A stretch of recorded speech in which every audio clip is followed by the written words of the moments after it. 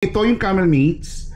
If you can see, it's camel meat. Medyo mas pricier siya sa normal na beef, and hindi mo to mabibili sa mga supermarkets lang dito. So may mga specific butchers or supermarkets na available.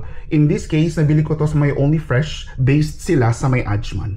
Ang camel meat ay mas mataas sa protein at low fat. Kaya naman pinaniniwalaan na mas healthy ito at mas nutritious as compared sa baboy, beef, or lamb. Pero ang catch doon, camel meat ay mas matigas. So we have to cook it thoroughly. You know, I've never cooked as exotic as camel meat.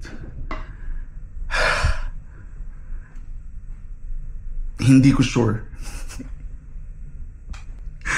Hindi ko talaga sure kung mag-workout siya, pero hopefully, we are so optimistic because meron naman tayong cooking skills and we did our research.